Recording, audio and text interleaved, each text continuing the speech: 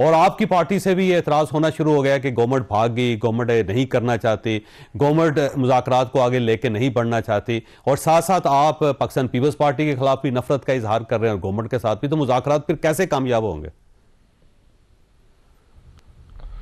بسم اللہ الرحمن الرحیم. بہت شکریہ.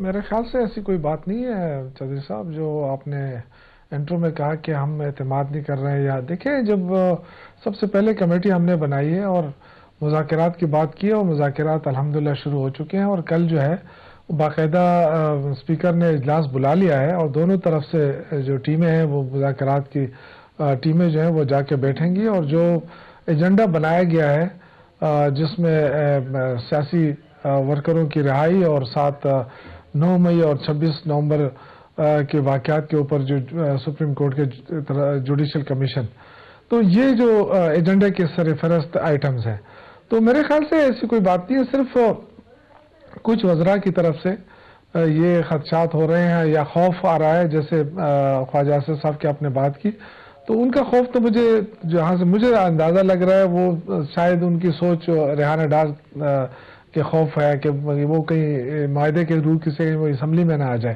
اگر وہ اسمبلی میں آ گئی تو پھر خواجہ صاحب کے لیے مشکل ہو جائے گا. یہ شاید لیکن سر ان کی سوچ ہوگی، مجھے نہیں پتا. لیکن آپ کے جو مطالبے ہیں اس کے اندر تو یہ مطالبہ شامل ہی نہیں ہے کہ جو الیکشنز ہوئے ہیں اس کے اوپر کوئی کمیشن بننا چاہیے یا وہ فائلیں کھولنی چاہیے یا پھر حلقے کھولنے چاہیے، وہ تو ہے ہی نہیں اس کے اندر. لہٰذا ریحانہ ڈار صاحبہ کا تو خوف میرا نہیں خیال کہ ہوگا خواجہ آصف صاحب کو.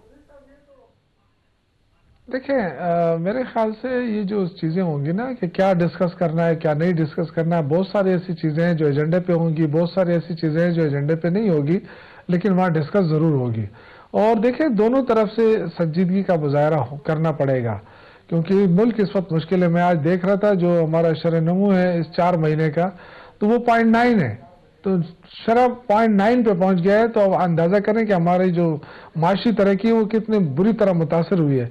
تو میرے خیال سے حالات ایسے ہیں، دہشت گردی ہے، مہنگائی ہے، ریلیف حکومت نہیں دے سکتی، مشکلات ہیں، عوام کی طرف سے بھی دباؤ ہے. تو یہ ساری چیزیں دیکھ کے میرے خیال سے کوئی لاہ عمل بنانا پڑے گا دونوں طرف سے اور حل نکالنا پڑے گا، کیونکہ دوسرا آپشن مجھے نہیں لگ رہا ہے. دیکھیں، آپ یہ جو دونوں طرف کہہ رہے ہیں یہ بات درست ہے اور ہمیشہ گیو اینڈ ٹیک ہوتا ہے، لیکن آپ کی طرف سے مطالبات آ رہے ہیں، یعنی آپ کچھ لینا چاہ رہے ہیں ان سے، لیکن اس کے بدلے میں آپ دیں گے کیا؟ یہ بھی ایک سوال ہے کہ آپ گورنمنٹ کو کیا چیز دینے کی پوزیشن میں؟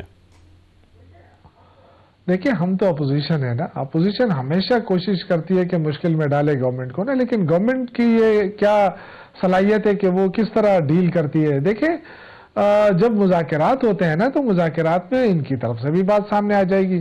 اب ہم تو نہیں آفر کر سکتے کہ جی آ جائیں جی، اب ہمارے ساتھ اور کیا کر سکتے ہیں لوگ؟ جو انہوں نے کرنا تھا ہمارے ساتھ تو کر لیا، 8 فروری کو بھی کر لیا، اس کے بعد بھی کر لیا، اور 26 نومبر کو بھی کر لیا. تو ہمارے پاس کیا ہے؟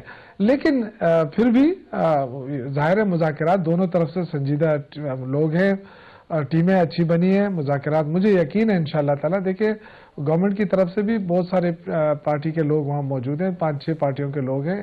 اس طرح ہمارے جو ہیں وہ بھی سنجیدہ لوگ ہیں. تو مجھے لگتا ہے کہ کہیں نہ کہیں راستہ نکل آئے گا.